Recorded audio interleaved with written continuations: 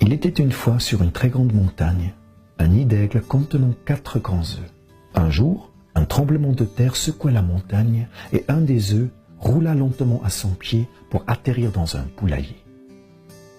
Instinctivement, les poules se sont tout de suite occupées de cet œuf. L'une d'entre elles le couva comme s'il s'agissait du sien. Puis un beau jour, la naissance d'un jeune aiglon arriva.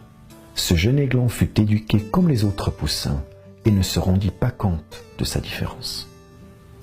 Mais malgré son amour pour sa maison et sa famille, il ressentait profondément une douleur dans son cœur. Il lui manquait quelque chose.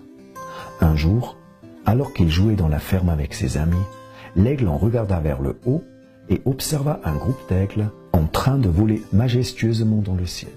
Émerveillé, l'aiglon s'exclama « J'aimerais tellement pouvoir voler comme ces oiseaux !» Les poules autour de lui éclatèrent de rire et lui répondirent « Tu ne peux pas voler avec ces oiseaux, tu es une poule et les poules, ça ne vole pas. » L'aiglon continua à regarder le ciel vers sa réelle famille et rêva d'être avec eux. À chaque fois que l'aiglon parlait de ses rêves avec son entourage, on lui disait qu'ils étaient impossibles. Et au fil du temps, l'aiglon arrêta de rêver. Il grandit et continua son existence comme une poule. Sans avoir jamais vécu son rêve, sans avoir jamais pris conscience de sa vraie nature, après une longue vie, l'aiglon mourut comme il avait toujours vécu, en tant que poule. Quelle est la morale de cette histoire? Si tu continues à écouter les poules qui t'entourent, que tu côtoies tous les jours, tu vas vivre et mourir comme elles. Mais tu ne dois pas le permettre. À l'intérieur de toi sommeille cet aigle. Tu es cet aigle. Le moment est venu. Commence à vivre tes rêves. Prends ton courage à 2 mains et jette-toi dans le vide. Crois-moi, tu sais voler. Tu l'as peut-être oublié, mais tu as des ailes. Tu dois y croire. Que se passerait-il si tu commençais à nouveau à croire en toi et en tes rêves?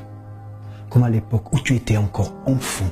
Est-ce que tu arrives à te souvenir de tous ces rêves gigantesques, de ces plans audacieux qui étaient si excitants que tu ne pouvais pas attendre de grandir et d'être adulte pour les réaliser?